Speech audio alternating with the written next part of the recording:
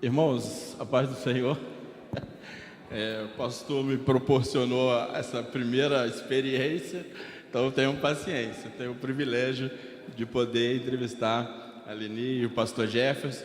E depois você também terá a oportunidade de fazer a sua pergunta, se assim surgir alguma dúvida ou não for aquilo que às vezes até o Espírito Santo, né, já vai incomodar aí no seu coração. E aí você depois vai ter um momento onde eu vou poder abrir para vocês também estarem perguntando. Ali tem um menino que está começando teologia agora. Mas aqui está um que está terminando esse ano, então ele precisa disso, não é? Vamos lá. Então eu quero começar com um texto das Asas do Socorro mesmo, que diz: voar é aproximar. O missionário do campo, o pecador da salvação, o socorro de quem precisa, o ser humano da sua dignidade, o discípulo da sua vocação, sua generosidade da transformação. Então hoje nós estaremos aqui conversando com o pastor Jefferson Costa, a Leni Costa, missionários de tempo integral de Asas de Socorro e atualmente trabalhando em São José dos Campos. E eu quero já começar perguntando ao pastor Jefferson, para que ele possa definir, que a gente tem falado muito sobre asas de socorro, né? Já há alguns domingos temos falado sobre isso, mas que o senhor pudesse já definir asas do socorro para nós. Pois não, boa noite, irmãos, graça e paz. Uma satisfação muito grande estar aqui mais uma vez e conhecer vários de vocês que não conhecíamos ainda, mas respondendo, né, a pergunta, a Asas de Socorro é uma agência missionária evangélica, uma agência de aviação missionária, ou seja, é uma missão que utiliza a aviação de pequeno porte para fazer o trabalho missionário, para levar a palavra de Deus, o Evangelho, aos lugares mais difíceis e mais distantes do nosso país, do nosso Brasil, que hoje é a região amazônica. Entendi. E como foi o chamado? Como é que o senhor foi? O pastor já deu uma pincelada ali, mas como que o senhor foi parar em Asas do Socorro, chamado para missões, da família, Leni? Como introduziu isso, o seu chamado com a família? Sim, quando eu tinha 14 anos de idade, eu li o livro Piloto das Selvas, e ali o Senhor começou a falar comigo e a me desafiar para um trabalho missionário que envolvesse, né, os povos indígenas e a aviação. E o tempo passou, né, aquilo foi um primeiro contato, o tempo passou e aí nós estudamos,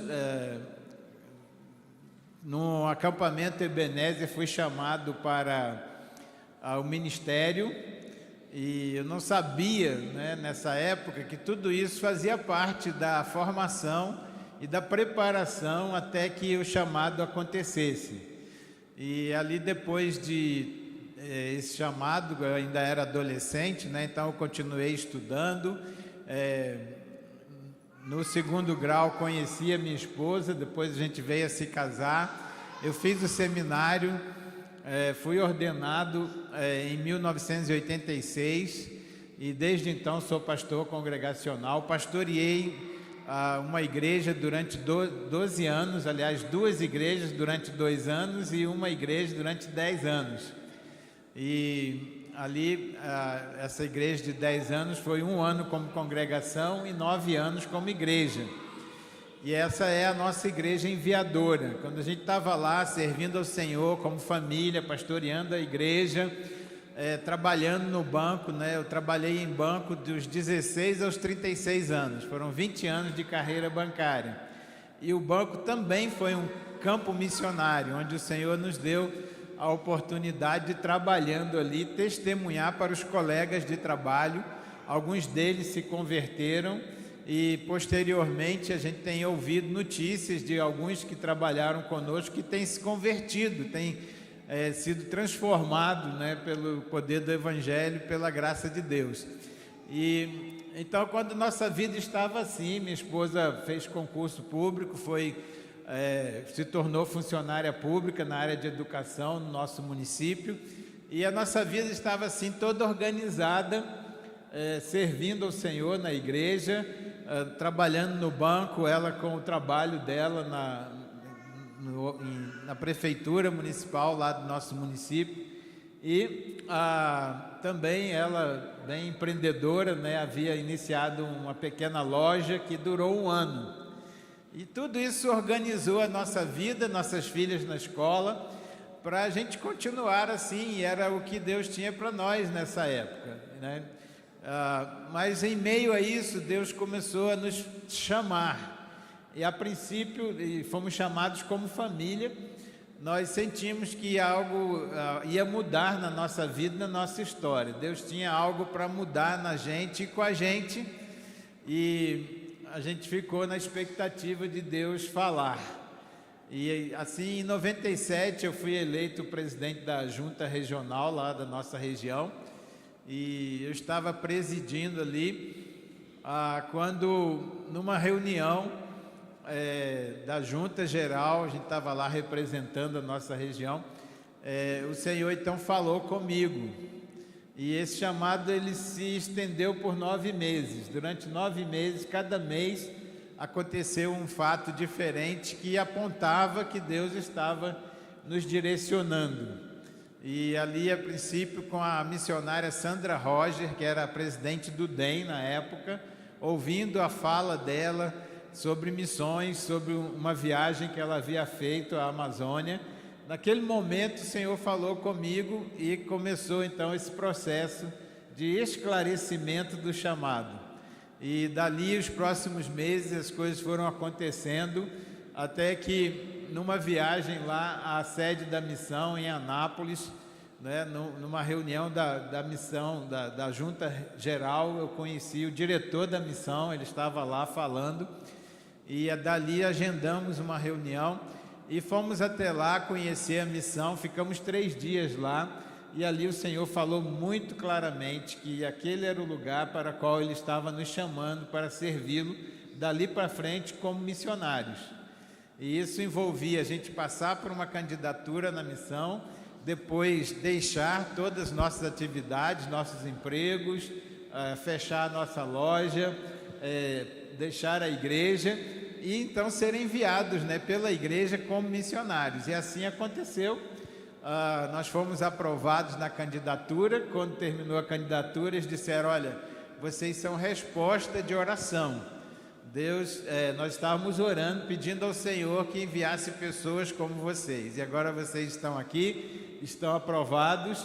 Isso foi em novembro de 97, e então marcaram a data para a gente chegar e começar a servir lá como missionários a partir de fevereiro de 98. Dia 4 de fevereiro de 98, chegamos lá, eu, a Leni e as nossas 2 meninas adolescentes na época, a Monique e a Marcela, e assim foi o nosso chamado, né? Há muitos detalhes, mas não temos tempo para contar todos, mas Deus falou de uma forma muito direta. Ele confirmou para nós, confirmou para a Leni, confirmou para as meninas, e nós fomos chamados como família, e como família nós fomos, e ao longo desses já agora 25 anos, né, servimos ali e continuamos servindo naquela missão. Amém. Então vamos ficar ligados que através de uma conversa dessa, Deus pode despertar, né, o chamado em nosso coração também. Eu quero só fazer uma pergunta para a Leni, aproveitando, dentro desse processo, e como que fica o coração para receber esse chamado, para mudar de vida, com as 2 filhas adolescentes? Como é que ficou o coração da esposa do pastor? Sim, boa noite, queridos. Só uma colocaçãozinha aqui antes, né? Quando nós realmente fomos chamados para deixar tudo lá em Itaguaí para missões, foi assim um melhor período das nossas vidas ali na nossa igreja, né? A igreja estava crescendo, bem animados. Eu estava trabalhando, né, com a União Feminina, e a gente via assim que estava muito bom, estava muito cômodo, né? E foi no momento que Deus falou assim: agora a igreja vai dar de pessoas, né? que a gente já ajudava a igreja, outros missionários, a igreja estava envolvida. Era uma igreja bem pequenininha, mas a gente acho que ajudava uns 4 ou 5 missionários. E nessa época, assim, Deus nos chamou. Então, Deus já estava preparando assim, o meu coração. Já foi um processo realmente. E eu costumo dizer, né, que às vezes eu falo assim, Deus, eu não quero ir para tal lugar, eu não quero. E eu começo a sentir que Deus vai mudando, vai falando, e eu sinto quando Deus vai mudar assim a nossa vida. Aconteceu para sair de Itaguaí, aconteceu para a gente sair de Anápolis para Manaus, e quando foi para voltar de Manaus para Anápolis, foi a mesma coisa, né? Eu falava assim, nós vamos embora de Manaus. E eu falava para o Jefferson, começa a arrumar as coisas. E ele falava, como? Não tinha nada, nada. Mas no meu coração eu sentia, ao ponto de começar a arrumar caixas e começar a encaixar, sabe, os livros, botar, e falava, mas ninguém chamou a gente para sair. E aconteceu, irmãos, porque assim eu sinto. Então, assim, não foi uma coisa assim tão difícil, apesar de eu nunca ter saído de Itaguaí. Eu morava na Ilha da Madeira, saí para casar, para morar no centro de Itaguaí. Então, era assim, uma mudança realmente radical, muito grande, mas assim, Deus foi preparando os corações. A gente saiu de uma terra para ir para um lugar que eu não conhecia. Eu só comecei a conhecer quando nós fomos lá fazer a candidatura. Eu não tinha noção para onde a gente ia e como seria o trabalho, né? Eu, acostumada a trabalhar em escola, ia trabalhar numa missão. E Deus, assim, foi preparando, foi ao longo do tempo, o coração, as meninas também. Então, assim, eu posso dizer que não foi, assim, tão difícil, porque realmente Deus preparou mesmo o coração, né? E foi muito bom, e tem sido muito bom, né? Hoje, assim, eu vejo que o Deus que te chama é o Deus que te envia, é o Deus que te sustenta, né? Uma coisa assim que dava uma preocupaçãozinha, que a gente tem essa preocupação. A gente ia sair de uma situação assim mais cômoda, com salário, e ia para um lugar que a gente não tinha salário. A gente ia depender das pessoas e de Deus. Mas a gente tem aprendido, a gente depende de Deus em todos os sentidos, em todas as épocas, tanto você empregado ou você dependendo de oferta. A gente depende de Deus. Então, foi muito bom e tem sido muito bom nesses 25 anos. Aleluia. Ainda bem que Deus fala com a mulher primeiro, né? Às vezes, ou na maioria das vezes, né? Pastor Jefferson, e hoje, Asas do Socorro, a gente vai detalhar um pouco alguns projetos, mas assim, qual é a abrangência de Asas do Socorro? Né? O que especificamente, o que Asas do Socorro tem feito hoje? Sim. A missão, ela utiliza um instrumento, uma ferramenta, que é o avião, e utiliza isso justamente para alcançar os lugares mais difíceis, mais distantes, de maior dificuldade, maior isolamento, né? E na década de 50, o Brasil desenvolvido era de Goiás para baixo, né? E litoral nordestino. E ali de Goiás para o oeste e para o norte, você tinha ainda floresta, selva, não tinha estradas, poucas estradas eram de chão. Então, a missão se estabeleceu em Anápolis, que era uma cidade estratégica, porque era a última cidade até onde havia transporte regular. Havia uma estrada de ferro que ia daqui do sudeste, né, e você podia chegar lá de trem e sair de lá de trem. Fora isso, era estrada de chão, de carro, ou a cavalo, enfim. Mas o Brasil foi sendo desenvolvido em todos esses anos, e as áreas mais necessitadas foram se deslocando para a região oeste e norte, na verdade noroeste, né? Então, é onde hoje é a selva amazônica, é onde hoje é o estado de Rondônia, Roraima, Amazonas, é a parte bem noroeste do Brasil, que justamente por causa da selva é um lugar não muito desenvolvido em termos de estrada, de A estrada natural são os rios.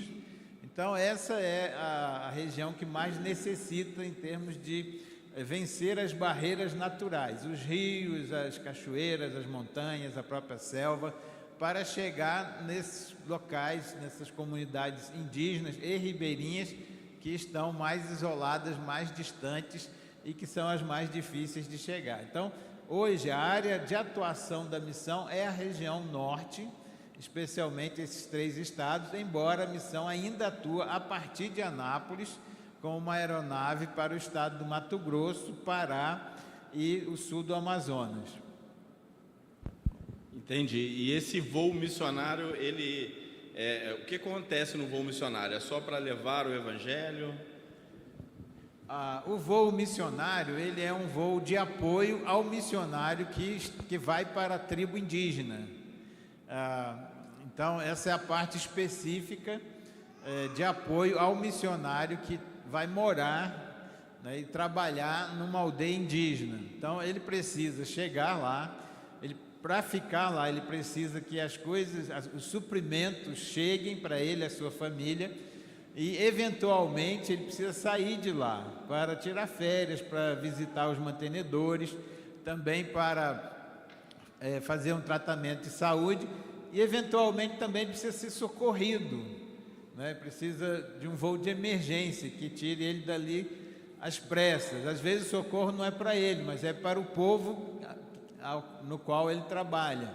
Então a missão também faz voos de emergência para socorrer pessoas. E é esse apoio que permite ele ir, ele ficar, receber lá o que ele precisa para ele, para a família, e eventualmente sair de lá quando ele precisa sair e ser socorrido também em casos que necessitem. Eu li sobre alguns projetos, né, de Asas de Socorro, e eu li sobre o Espaço de Artes Ribeirinho. Como é que funciona? Sim, além do trabalho com os indígenas, a missão desenvolve um trabalho com ribeirinhos. E nos anos passados nós desenvolvemos, porque o norte de Goiás e o sul do Tocantins era uma região bem erma, não tinha muito desenvolvimento, e ali haviam povos quilombolas, haviam várias comunidades quilombolas, e a gente ia lá com as equipes a partir de Anápolis e fez um trabalho junto com a igreja de levar o evangelho a esses povos. E nasceram igrejas quilombolas na região de Cavalcante, Niquelândia, aqueles municípios ali. E com o passar do tempo, o desenvolvimento abriu estradas. Hoje é uma região turística, porque tem muitas cachoeiras, é uma região de cerrado, hoje o acesso é mais fácil, hoje tem o turismo gastronômico, as pessoas vão lá para comer, experimentar, né, as comidas feitas pelas calungas, né, as quilombolas. E então a gente hoje, ali o trabalho continua com a igreja, a missão não atua mais ali, mas atua onde a gente está presente, na região norte, também entre os ribeirinhos. E aí a gente faz projetos entre o povo ribeirinho, projetos sociais, projetos de desenvolvimento comunitário, de treinamento e também projetos evangelísticos. E entre esses projetos houve uma demanda, uma comunidade que a gente já está há alguns anos trabalhando, requereu que se a missão podia levar as artes, né, treinamentos em artes, tanto artes cênicas como artes de trabalhos manuais, como essas atividades, né, com artesanatos. Então, um grupo de irmãos cristãos se dispôs a ir e trabalhar isso, ensinar trabalhos manuais, artesanatos e artes cênicas nessas comunidades. E essa é uma oportunidade estratégica, porque às vezes o jovem, a criança, o senhor, a senhora, que não vai à igreja, ao local de culto, mas ela vai participar do curso, vai participar da atividade. E ali a gente tem a oportunidade de testemunhar do amor e da salvação em Jesus Cristo para aquela pessoa que veio receber esse treinamento. Então, o projeto Arte, né, Ribeirinha, é voltado para essa estratégia de evangelismo, levando o treinamento em artes cênicas e artes manuais e trabalhos manuais e artesanatos. Então, é uma oportunidade de estar junto e compartilhar. Vi também sobre o projeto Água Limpa. Sim, o projeto Água Limpa também é um projeto desenvolvido entre ribeirinhos, que consiste em purificar a água que eles usam no dia a dia. E isso começou anos atrás. A gente fez uma parceria com a Missão Paz, que fabricava filtros e instalava filtros, também como estratégia missionária e evangelística. Então, cada casa ribeirinha recebia um filtro, e ali quem instalava esse filtro era um evangelista, era um missionário, e voltava e visitava aquela família para fazer a manutenção do filtro. E a água limpa física, né, que era tirada do rio, filtrada e proporcionava uma água pura para ele usar, também era figura da água da vida, né? Então, a oportunidade de testemunhar, de evangelizar.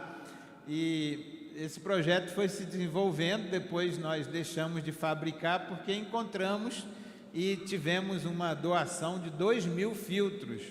Só que a caixa desse filtro era plástica, e por ser plástica ela era bem mais leve, então bem mais fácil de ser instalada e de ser usada. E hoje o projeto já evoluiu de novo. Hoje já não é um filtro em cada casa, mas é uma estação de tratamento na comunidade. É um filtro que atende ao tamanho que a comunidade é. Então, com a energia solar, a água é bombeada para a caixa, é filtrada e é distribuída nas casas. E ali a missão coordena o projeto, tem parceiros que doam os recursos e a comunidade trabalha lado a lado com os missionários para construir a estação. Então, essa é outra oportunidade estratégica de estar junto e testemunhar. E as pessoas estão se convertendo, estão sendo discipuladas, as pessoas estão recebendo ao Senhor Jesus como Senhor e Salvador de suas vidas, trabalhando junto na construção de uma estação de purificação de água. Legal. Diante dessas comunidades de difícil acesso, a gente já começa a perceber alguns problemas, mas quais são as maiores dificuldades que a associação encontra nessas comunidades de difícil acesso? Existe um fato: a dificuldade normal e natural, ela existe para todos, né? Existe para a pessoa da comunidade que, para ter acesso a um médico, a um dentista, até para fazer a sua compra do mês, ela tem que se deslocar para a sede do município, e isso é uma viagem longa, é uma viagem de voadeira ou a viagem de barco, tem um custo. Também para os recursos do governo chegarem na comunidade, a mesma dificuldade de acesso existe. Então, as comunidades às vezes têm um posto, mas não tem médico, porque ninguém quer ir lá. A comunidade tem um gerador, mas ele quebra e passa meses sem luz até que alguém é mandado para consertar. Outra hora falta o diesel para gerar energia. Enfim, a dificuldade assim física, né, da distância, do acesso, da comunicação, ela é igual para o governo, para as pessoas e para a missão também, para a igreja chegar lá com o evangelho nesse lugar. Agora, um trabalho como o de Asas, que é um trabalho da igreja, né? Asas, ela é uma missão, é uma organização missionária, mas ela trabalha com a igreja em todos os âmbitos, né? É em parceria com a igreja, é da igreja que vem as orações, é da igreja que vem as ofertas, é da igreja que vem as pessoas que servem lá na missão, que são os missionários. Como a gente falou aqui, né? Deus nos chamou, mas a nossa igreja nos enviou. Ela nos liberou para ir, né? Como a igreja de Antioquia liberou Paulo e Barnabé para irem aonde Deus estava chamando. Por ser um trabalho mais do que social, não é puramente para atender uma necessidade social, mas aí principalmente é para levar a maior necessidade de qualquer pessoa, que é a salvação, a vida eterna, a vida em abundância, a salvação em Jesus Cristo. É um trabalho espiritual. E sendo um trabalho espiritual, enfrenta oposição espiritual, que se manifesta de diversas formas, né? Dificuldades de liberações, de documentações, dificuldades, às vezes, de entrar em determinadas áreas. Mas, ao longo de todos esses anos, e a missão agora, em agosto desse ano, completou 68 anos. E desde que começou, a missão parceira Novas Tribos completou 70 anos. A missão MEVA está por aí também, próximo aos 70 anos. São as missões parceiras e que tem missionários lá nessa região. Todas essas enfrentam o que Jesus falou que o cristão, o seu discípulo, enfrentaria, né? As dificuldades espirituais, a resistência espiritual, as barreiras, né? E por isso, um dos recursos que a missão precisa é o recurso espiritual, é a cobertura de oração da igreja, dos crentes, dos cristãos, das igrejas, que orem, intercedam e abençoem para que o trabalho avance em meio à oposição. A oposição sempre existiu, sempre existirá, às vezes é maior, às vezes é menor, né? E a maior dificuldade está nessa área de enfrentar a oposição espiritual. Mas, por todos esses anos, Deus tem abençoado e feito o trabalho crescer e prosperar. As perseguições e as dificuldades e todas as barreiras que se levantam não têm conseguido impedir o trabalho de acontecer. Na verdade, é o que já foi cantado hoje aqui, né? Quando a música que falava da igreja, e é a promessa de Jesus para a sua igreja, né? Que em meio às dificuldades e às resistências, a obra de Deus vai avançar, ela vai crescer. As portas do inferno não vão prevalecer contra a obra de Deus. E às vezes fica mais difícil aqui, mas Deus abre outra porta ali. Às vezes há um impedimento aqui, mas há outras portas que Deus abre e o trabalho continua. Amém. Ouvindo sobre isso, aquece, né, o nosso coração sobre a importância da intercessão. Sim. Às vezes a gente acha que é a oferta, né, o ir, mas a importância da intercessão em manter os missionários, a associação, diante de todas essas dificuldades. Uma outra pergunta que eu queria fazer nesse tempo, né, que a gente vê, né, digital, tudo está conectado, a comunicação entre essas comunidades mais distantes, com a base, é igual no momento de emergência, de socorro, essa comunicação é fácil? Isso é uma coisa antiga, né? E na verdade foi uma necessidade, porque não adiantava você ter o missionário lá e ele não conseguir falar, pedir uma emergência, ou dizer o que ele precisa que seja levado, ou poder agendar, né, quando ele precisa de um voo para sair. Quando ele está na cidade é mais fácil, ele está na cidade, tem acesso, tem comunicação. Por isso a missão criou lá no passado, na década de 60, uma rede de rádios. E aí cada aldeia onde tem um missionário tem um rádio. E esse rádio está conectado com a sede da missão dele e também com a base da Asas de Socorro na região.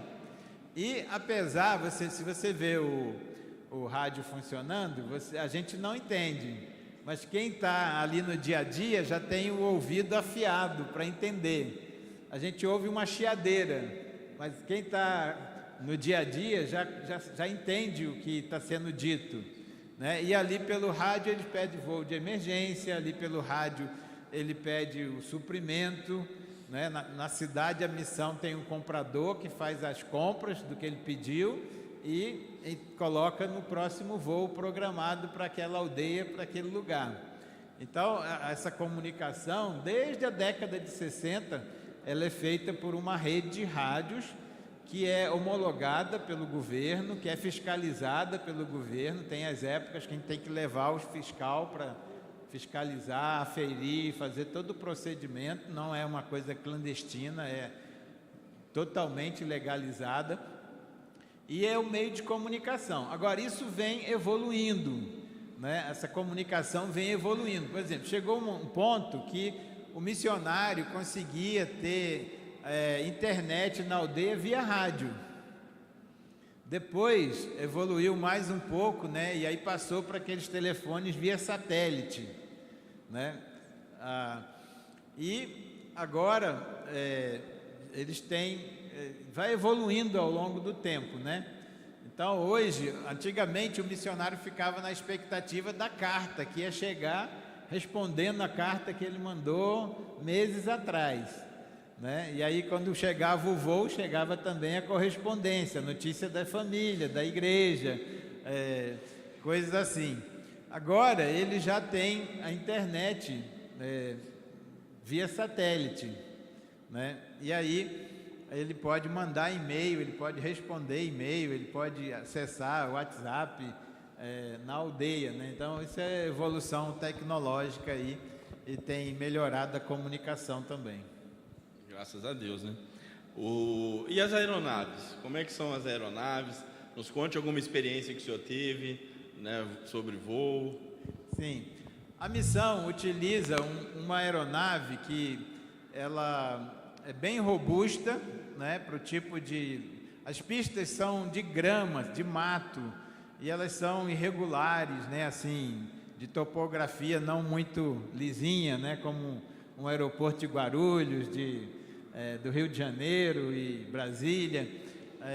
Não tem equipamento, né, de aproximação e tudo aquilo, mas funciona bem. Uma das coisas, pela rede de rádio, o missionário pede a condição do tempo lá na pista, na aldeia. Então, quando ele decola, ele já tem uma noção como que está o tempo lá. Claro que com 1 hora, 2 horas, às vezes até 3 horas de voo, o tempo vai mudar, e pode mudar, e muda mesmo, né? Mas a missão utiliza uma aeronave da Cessna, que é o 206. Na verdade é assim, é o tratorzão da Cessna, né? Que é uma aeronave bem robusta, foi concebida para atuar em terrenos difíceis, e por um tempo, né, a Cessna, ela até parou de fabricar esse avião, e porque a demanda é grande, né, em várias partes do mundo, não só por missões, mas porque é um avião robusto, meio forte para esse tipo de terreno. Ela voltou a fabricar, e é um avião para 6 pessoas, né, o piloto e mais 5, e a gente tem alguns na versão rodas, que decola do solo e pousa em solo. A gente tem na versão hidro, que ele vem ao invés de trem de pouso, ele vem com flutuador, e aí ele decola de água e pousa na água.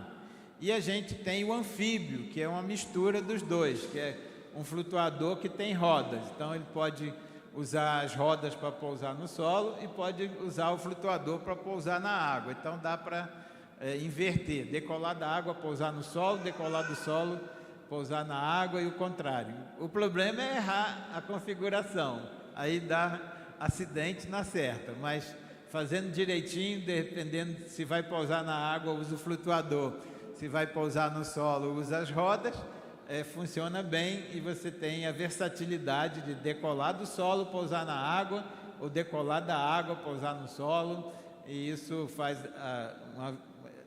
dá uma versatilidade à missão de poder atuar mesmo onde não tem pista, né? Pousar na aldeia, na beira do rio, na água, em frente à aldeia. Alguma experiência que o senhor passou no voo? Assim, na verdade eu não sou piloto, eu sou administrador e pastor, né? E servi na missão com essas credenciais, né? Mas voei sim algumas vezes como passageiro com os colegas, né? E lembro de uma vez que a gente decolou, e o lugar onde a gente foi, o tempo a neblina não subia. Então, quando a gente chegou no lugar, estava tudo nublado e a gente não via nada embaixo. E a gente tinha que pousar ali. Claro, tinha reserva de combustível para voltar ou alternar, né, para outro lugar. Mas a gente queria chegar, né? E ficamos fazendo ali, circulando, né, esperando um pouco, porque a neblina ia subir, mas o tempo estava passando e ela não subia, né? E a gente tinha o tempo limitado de combustível que podia permanecer ali antes de começar a voltar, né? Realmente não pousar. E aquilo assim, a gente ficou naquele estresse, né? Naquela preocupação, porque quando você não vê, né? E aí isso tira toda a segurança, né? E aí, depois de um tempo circulando, aí começou a abrir, a gente começou a enxergar uns clarões, né? E teve então uma abertura suficiente, porque a gente ia pousar na água. E a gente viu então a água e deu para descer por essa abertura, né? E depois abaixo da camada aí a gente enxergava tudo e pôde pousar, né? Mas foi um voo assim preocupante nesse sentido, né? De o tempo passando, a gente querendo chegar ali, mas tendo que talvez voltar para Manaus. E graças a Deus estou aqui para contar a história. O pastor falou que o avião não caiu, por isso que ele está aqui. Me dirigindo a Eleni, você podia contar alguma experiência sua nesse tempo que servindo a missão, que te marcou? Falando de voo, e aí veio uma situação, né, que nós vivemos. Foi o nosso primeiro voo. Quando nós chegamos na missão, nos colocaram para participar de uma clínica, que antes se chamava clínica, né? Quando a gente ia para uma comunidade, e era uma comunidade calunga, era no meio, assim, entre as montanhas, era o norte, né, de Goiás, né? E nós fomos, e foi eu, uma dentista, evangelista, médico, e foi minha primeira experiência. E nós lá trabalhamos com as crianças, né? Então, tem muitas crianças nesses lugares, e eles se agarram muito a gente.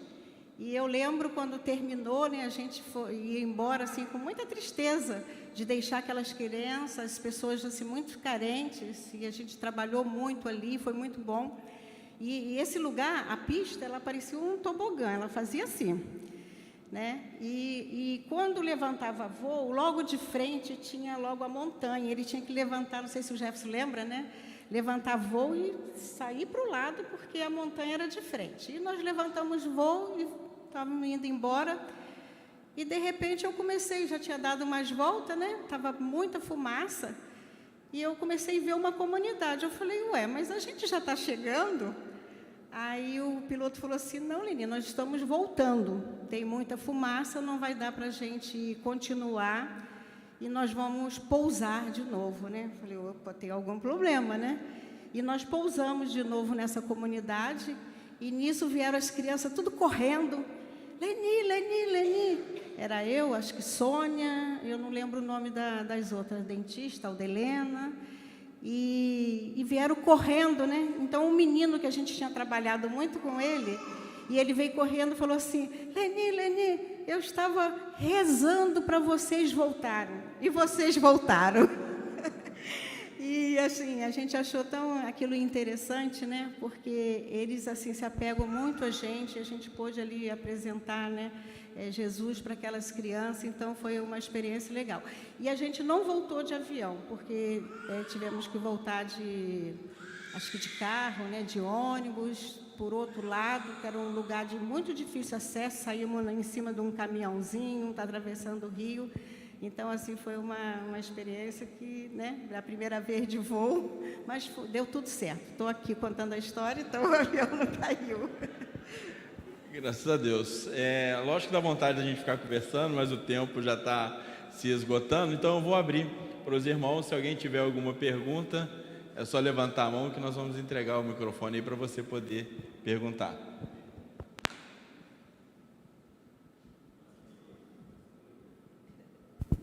Paz, pastor. Paz, minha irmã. Rapaz. A gente vê constantemente em jornais as disputas, né, que existem nesses territórios, principalmente com tribos indígenas, né, ambientalistas mortos, missionários, né, até da própria Igreja Católica, né, que perderam a vida, né, ali naquelas missões, naquela região. Com certeza também não falta história de hostilidade e violência nesses anos que vocês estão.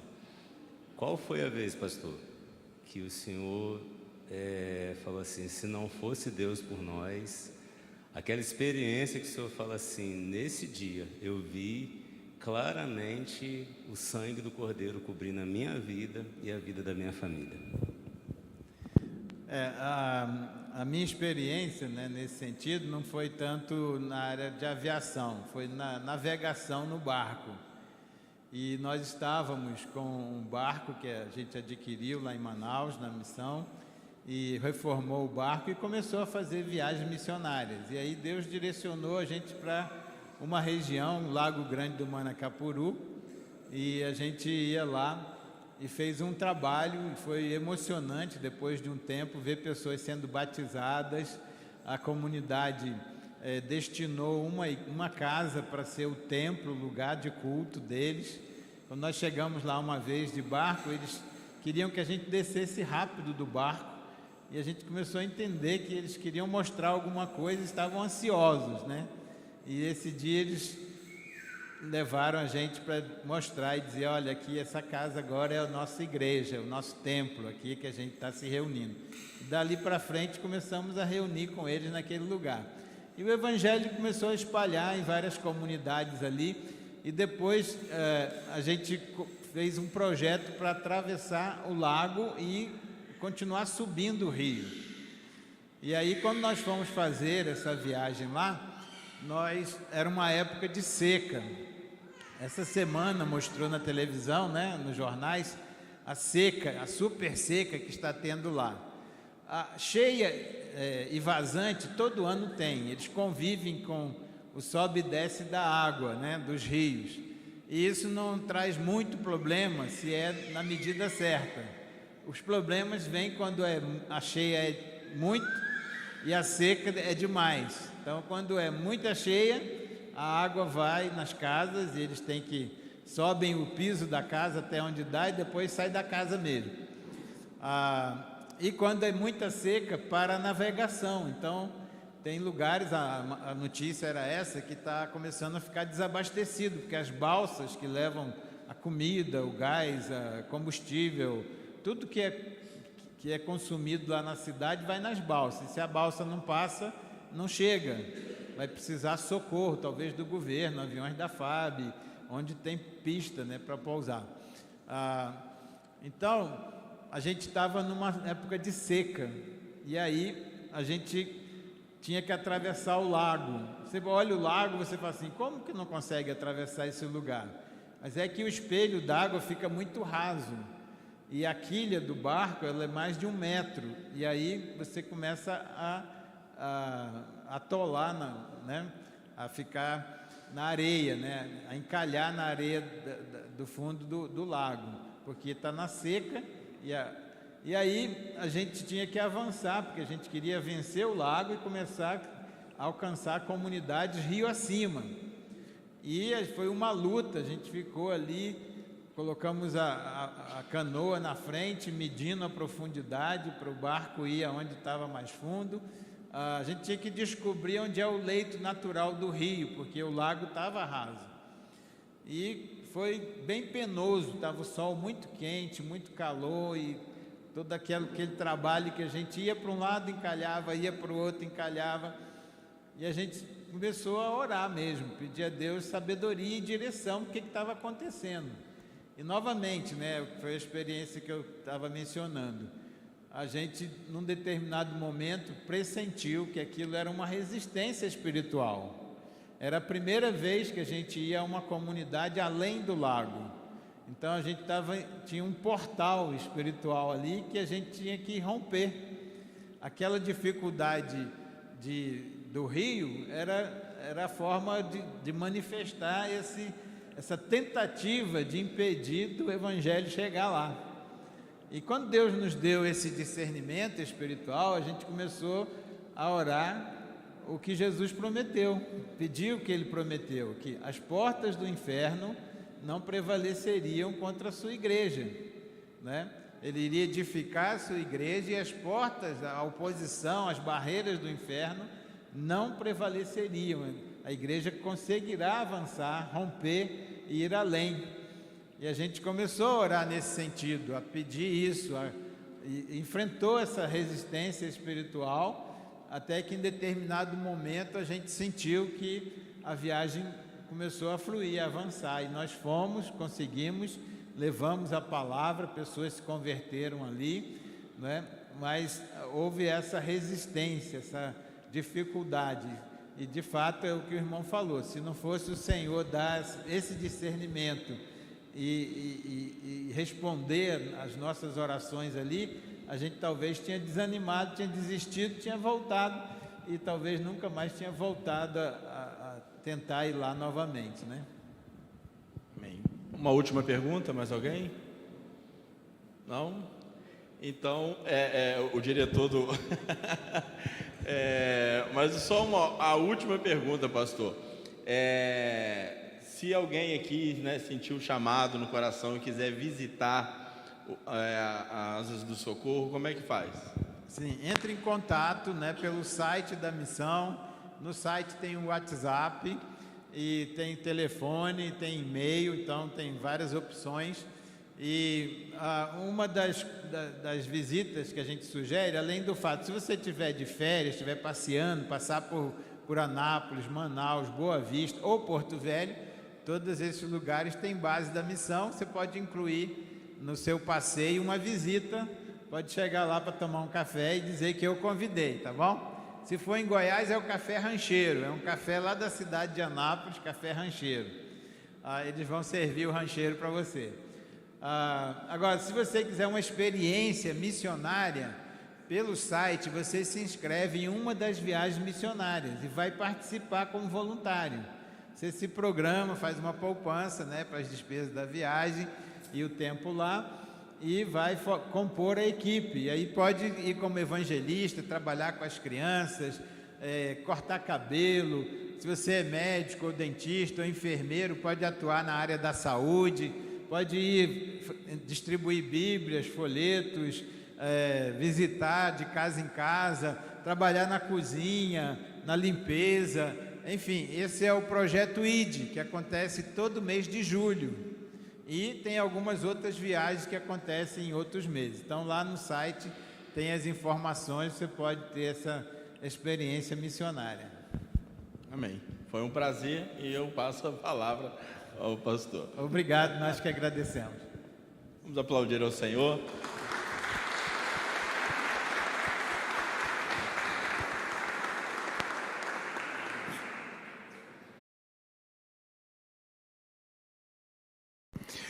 Obrigado por nos assistir.